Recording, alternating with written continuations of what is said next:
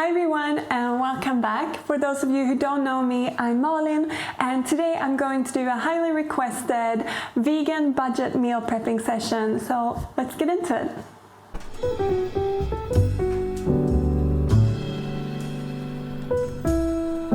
So in this meal prepping session, I'm going to show you how to make one breakfast, two main dishes that you could eat either for lunch or for dinner. I'm also going to show you a salad recipe that keeps really well in the fridge. It's my mom's favorite salad, so I'm excited to show you. I'm also going to show you some snack ideas, and I'm obviously keeping all the ingredients at a lower budget range, so it's pretty cheap ingredients, and I'm keeping it seasonal because that helps us to keep the cost lower. And this video was highly requested after I shared my vegan on a budget tips video, so if you haven't seen that, I'll link it in the description box, and I'll also try and put a card here somewhere if you want to click onto that right now before you watch this video. But yeah, we're going to prep the thing that takes the longest first, and before I get going with that, even obviously I've done the prep work of planning what I'm gonna make. I have been to the store and I've put everything out so it's easy access for me, as I'm trying to do this in a quick and easy manner, because meal prepping should be that quick and easy so that you're set for the week ahead. And yeah, before we start cooking anything, I like to do all the chopping prep, chop my onions and my vegetables, so that's what we're gonna do. And after that, we're gonna start with a yummy pumpkin and lentil soup, as well as a South Asian or Indian dish called chana masala, a chickpea dish that we're gonna have for the main courses. So yeah, let's start prepping some onions. I'm gonna chop them up. Before we get to chopping, I want to thank Skillshare for sponsoring this video. Skillshare is an online learning community with thousands of classes on various creative topics.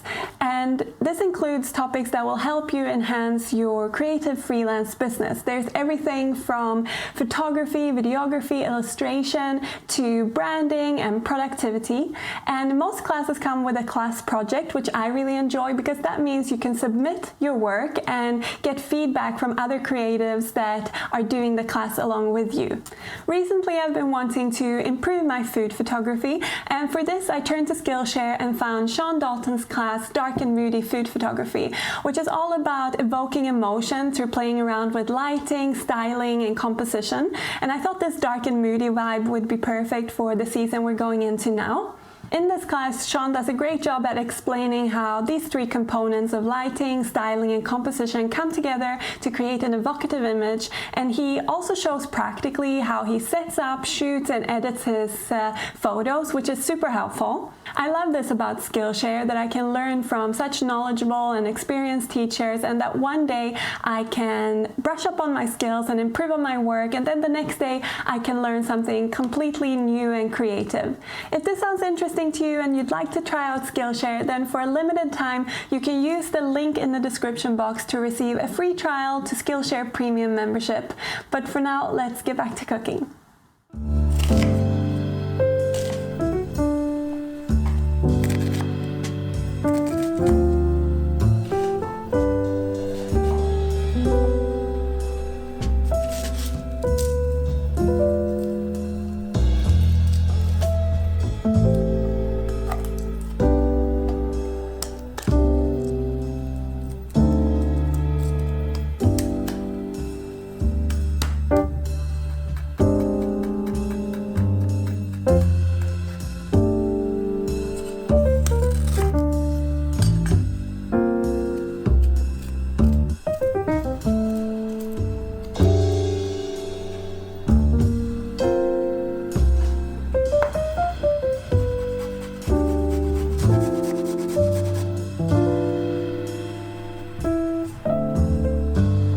As you could see, I cut the onions in two different shapes. One is for roasting, so I just cut those into eighths, and the other ones I chopped for the chana masala. And I also prepped the garlic and the ginger, and now I'm gonna cut some tomatoes, also for the chana masala. And I just wanted to say that if, well, right now it's a good season for tomatoes, but if you're making this maybe in winter time, then chopped tomatoes work well in this recipe as well.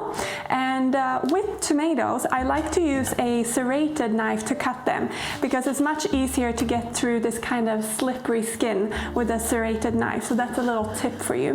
And after I've cut these tomatoes, I'm going to prep the pumpkin. And I wanted to say that you can leave the skin on if you like. Some people do, but for the soup, I'm going to take it off. I think it's nicer because I'm going to blend the soup, and then it blends smoother. So that's what's up next. But first, these tomatoes.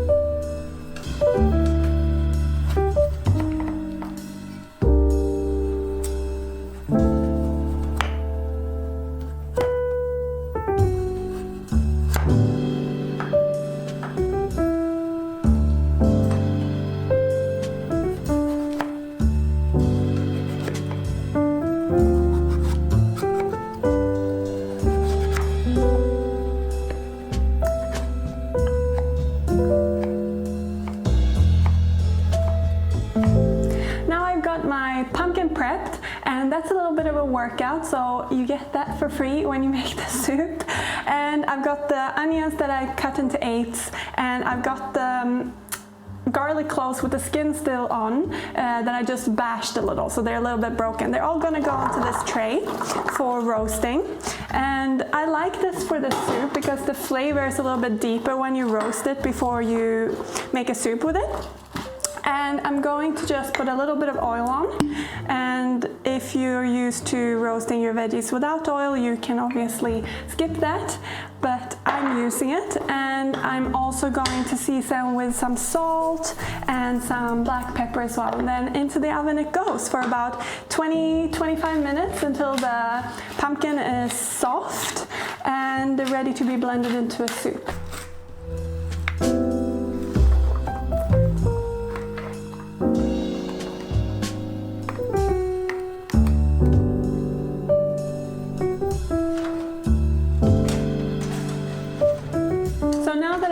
Something cooking away in the oven, I'm also going to get something on the stove that can sort of mind itself while I get on with other things. So I've got some brown rice to cook and some red lentils. The brown rice is going to go with the chana masala, the chickpeas, and the red lentils are going to go in the soup. So I'm just going to pop them in a pot each.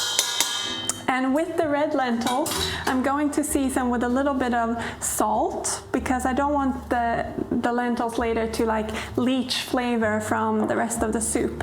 So I like to season in stages. And the rice I'm just going to put in a smaller pot. And the reason I'm putting the red lentils in a bigger pot here is so that when we go to, after we blend the soup, when we go to put it back in the pot, then we've already got one pot dirty, and it's enough to dirty just that one pot. Here I've got 1 liter of water, so I've got 1 cup of rice and 1 cup of lentils. For one person, for me as a one person, I usually do a 1/4 cup for a serving of dry rice. So 1 cup means that I've made 4 servings. But again, this is individual. It depends on how hungry you are, how much you eat, how much you do, how much energy you need. Yeah, you get the gist. But yeah, I'm just gonna get these on the hob, and then we're gonna cook the chana masala.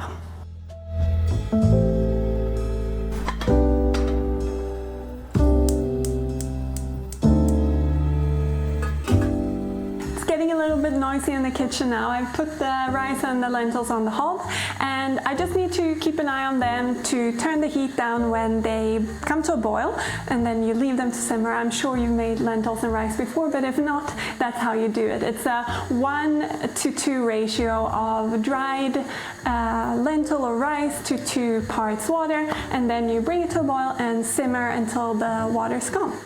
And with brown rice that takes, I don't know exactly, but maybe like 35-40 minutes, and with red lentils it's shorter. But now we're going to move on to the chana masala, and I'm going to cook it here so you can see me.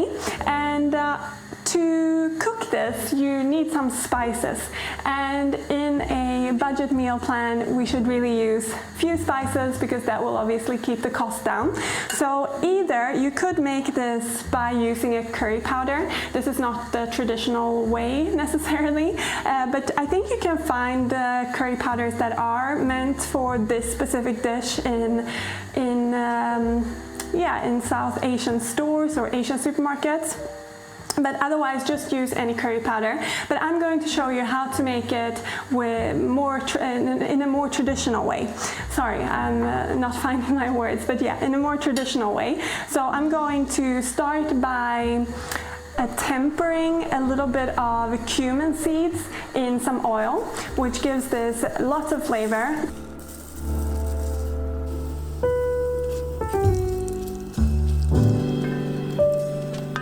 I'm gonna just saute the onions with the garlic and the ginger. First the onions for a few minutes until they soften up.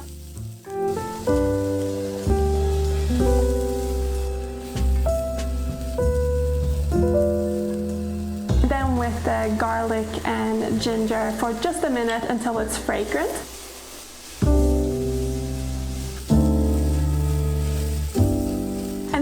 To add in the tomato, and I'm going to let this just cook for a couple more minutes until they start softening, and then I'm going to add in some dry ground spices. So I have cumin and I also have coriander. This again adds lots of flavor, and I'm also going to add in a few chili flakes for spice. You could of course use chili powder or cayenne pepper as well, and you can go as crazy as you want and use as much spice as you want. I'm a little baby, so I just use a few chili flakes. I did say before that this chana masala is more of like a traditional version, and while I think that's true, I think it's also a little bit simplified, just so you know that. But anyway, now that I've got the spices, onion and the tomato all cooked in here, I'm going to add the chickpeas. And if you want to keep the price the lowest on this dish, I would say to cook your chickpeas from dry beforehand. So I have got a mixture of both because I didn't cook enough, unfortunately, but I've got 4 cups of chickpeas here that are gonna go in here, and yeah, let's just pop them in. And then I like to just stir it around so that the chickpeas are coated in the tomato mixture before I add the water to cover. And then when it's just covered with water, literally by just like a millimeter, then I let it simmer for about 20, 25, 30 minutes until it's really fragrant and yummy. And of course, we also season this with salt to taste. While everything is just cooking on its own now and the chana masala is just simmering away, minding its own business, and I don't need to pay so much attention to that, I'm going to make the salad. So I actually lied to you a little bit before because I didn't chop everything. I didn't chop the stuff for the salad. But before we're going to chop that, we're going to make the dressing. And I'm making it in a saucepan because it has a little bit of sugar in it that needs to dissolve. But first we're going to add some liquids, and we need oil for this. So I'm adding a 1/4 cup of oil to the pan, and if it was my mother making this now, she would add more oil and more sugar, but I've made my own version, and I think it's still delicious while it doesn't taste exactly like my mom's. So with the oil, I'm adding in 1/3 of a cup of apple cider vinegar. Adds a nice tart flavor to the veggies. I'm also going to add in the sugar, so I'm just using 1 tablespoon. And I'm also going to add in salt, of course. So you can salt to taste. I'm just gonna add a pinch now. You can always add more salt later. And there's also a spice mix that we use for this. It's called in Swedish salladskrydda, salad seasoning, very original. But yeah, it's basically a mixture of salt and herbs, onion. I'm imagining this exists in more countries than Sweden. If not, just add some nice herbs, a little bit of extra salt. I'm gonna add 2 teaspoons of that, and then I'm just gonna heat this up and dissolve the sugar. So you don't need to bring it to a boil or anything. You just heat it up a little until the sugar is dissolved, take it off the heat, put it in a bowl so that it can cool off while you prepare the veggies. So for the salad, I'm using cabbage, carrot, and red onion. All really cheap staple vegetables, at least here where I am from in Sweden. And yeah, I'm just going to slice this thinly. And this salad is so good because it lasts a really long time in the fridge. Literally, you can have it in there for a week and it's still nice. Obviously, it's gonna get softer over time, but I like to just do it with a knife.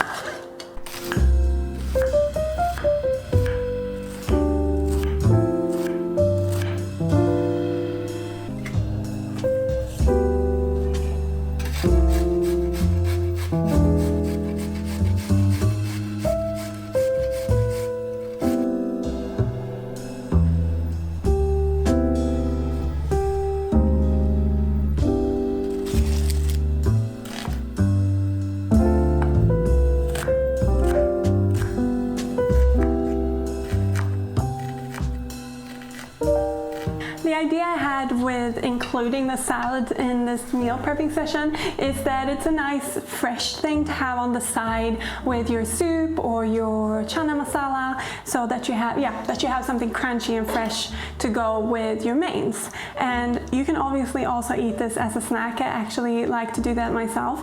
It might sound a little strange, but you just try it. So I'm just gonna pour the dressing over here now, and it's a little bit like warm still, and that's okay. It will just help the veggies soften a little bit.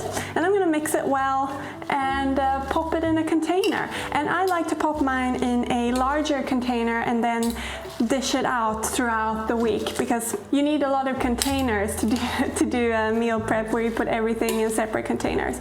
So I like to have it in one bigger container and then put it into smaller containers as I go along.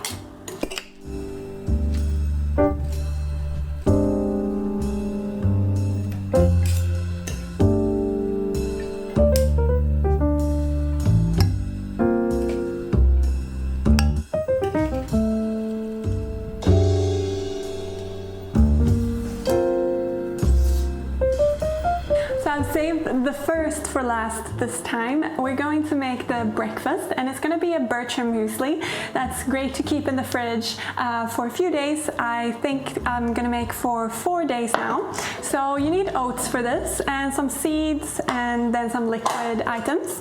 And yeah, I'm going to start with 2 cups of just regular porridge oats. For the seeds, I'm going to add a 1/3 cup of sunflower seeds and also a 1/3 cup of linseeds or flax seeds. I'm using whole ones, but if you want to get the full benefit of the omega-3s in there, you can use milled ones. And if you have other seeds at home, pumpkin seeds are really great in here. You could use some hemp seeds, or hemp hearts, I mean. So it's quite versatile that way. I just wanted to keep the ingredients to a minimum since we're doing a budget version. Then to this, well, first of all, I like to just mix it up so that everything's combined. I usually spice mine with some cinnamon, but I actually ran out. I don't know, can you believe that? Who runs out of cinnamon? Apparently I do. So I'm gonna do cardamom instead. So I'm using a 1/4 teaspoon here. I don't usually use this. I'm not sure if that's gonna be enough, but I'll leave the recipe link in the description box so that you know for sure. All the recipes will be linked in the description box, by the way. And now I'm gonna add the liquids. So first of all, I'm gonna go in with a tablespoon of lemon juice, and this is my best budget tip for using lemon juice or lime juice in your cooking, is to buy it in a bottle. It still tastes good, it does the job, and it's way cheaper than buying the fruit, at least here in the Northern Hemisphere in Sweden. And then I'm gonna go in with the liquid. So I've got oat milk, but you could use soy milk or hemp milk or any kind of plant-based milk you like.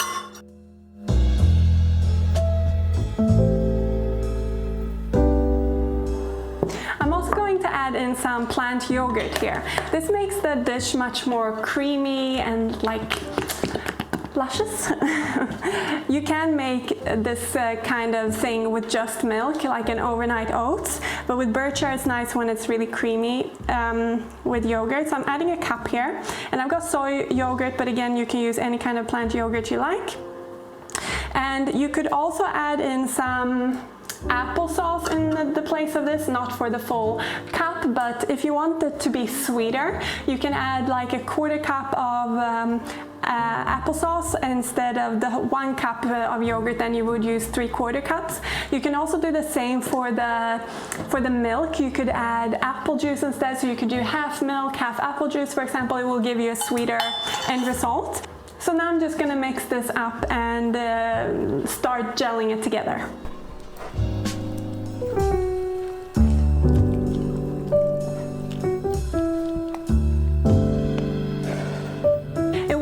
Bircher muesli without some grated apple. At least I've never had one. So I'm going to grate 2 apples. I have quite small ones, but I think 2 is good for this amount of muesli.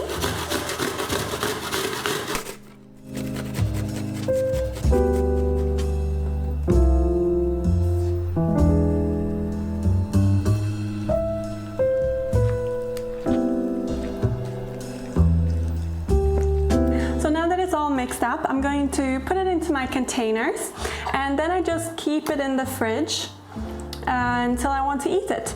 And some people might think that it's a bit icky to leave apples in the fridge for like 4 days, and I totally understand that. Then don't mix apple into the full mixture. Maybe do for the first 2 days, and then you can add maybe sliced apple on top the next 2 days, or you could grate it and stir it in on the day.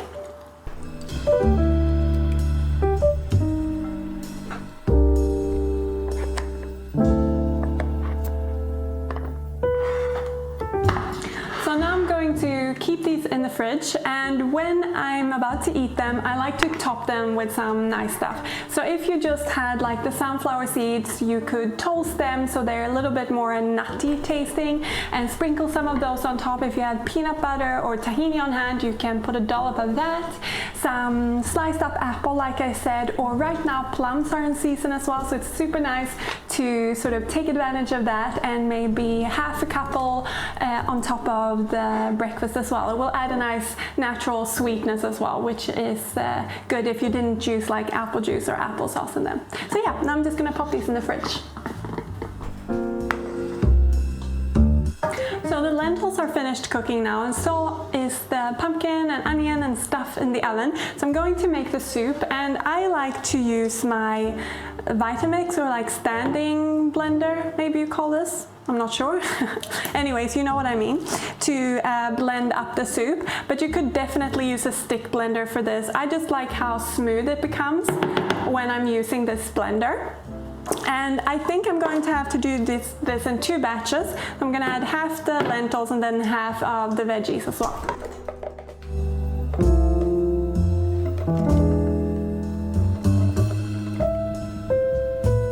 Remember that we had the garlic still in its peel, so I'm just gonna peel them and put them in here, or put the insides in the blender as well, so that will give it flavor. I'm also going to spice this with some smoked paprika powder. And if you're feeling adventurous, you could also add like ground cumin, ground coriander, turmeric. You can really go wild. But smoked paprika is a really great staple spice that gives a lot of flavor, and yeah, it's super yummy now that it's becoming autumn as well. To bring the flavors out in the soup, I'm also adding some stock powder. You could use stock cube as well, or you could also use stock, I mean like cooked stock, but I'm using water. So I'm adding the water to blend. I'm also going to add a little bit of the oat milk as well to give it more of like a creamier texture. And then I'm just going to season with salt and pepper and blend.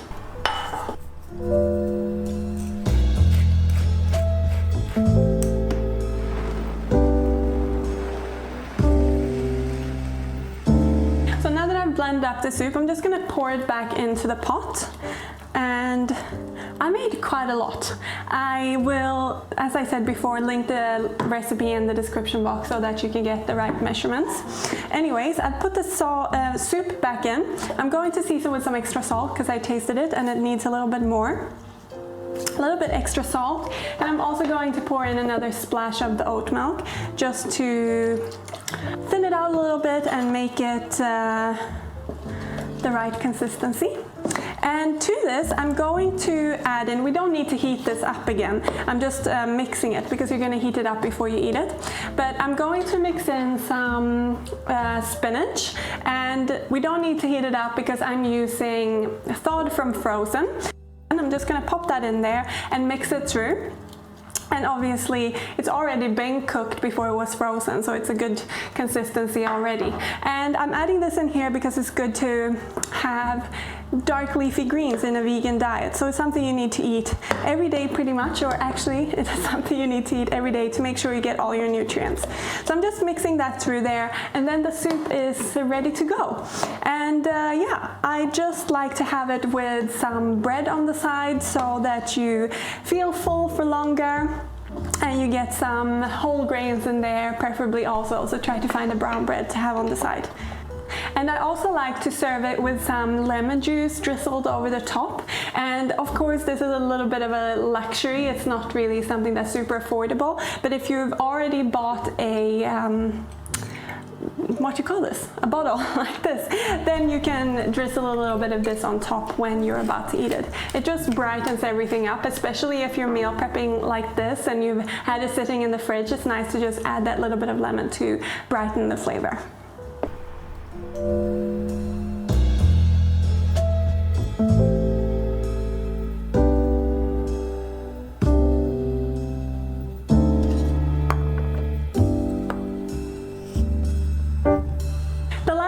Going to serve up into our containers is the rice and chana masala. So the chana masala has been cooking now for about 25 minutes and it's looking really good and it's smelling even better. I wish you could smell this. Please make it at home. It is delicious and it just smells delicious too.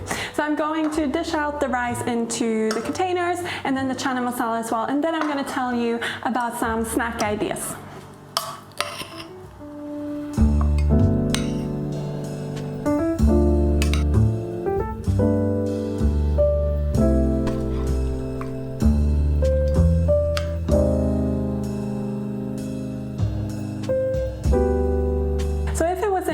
To buy some fresh herbs, then some chopped up fresh coriander would be really nice on this. I have some parsley in my fridge, so I think I'm going to sprinkle that on for presentation purposes when I take my picture of this. Before I leave you, I want to give you some ideas also for what you can make for snacks that are good on a budget. And my favorite snack on a budget or ever really is to make some really yummy hummus and to eat it maybe with some carrot sticks or cucumber sticks, whatever is cheaper at the moment, or you could have it with some crackers or with some bread even. Another great snack that I think we forget about sometimes is fruit. You can eat an apple, a banana, a pear, a plum, whatever's in season, and yeah, it's a really satisfying sweet snack. So those are my two best budget-friendly snacks. And now we've made a breakfast, a salad, and two mains that should last for the most part of a week for one person. I hope you've enjoyed this, that you find it inspiring or useful or helpful. And if you liked it, please share it with a friend, give me a like, and if you haven't subscribed to the channel yet, I'd love it if you do so. It really helps me out. And I look forward to seeing you in next week's video. Take care!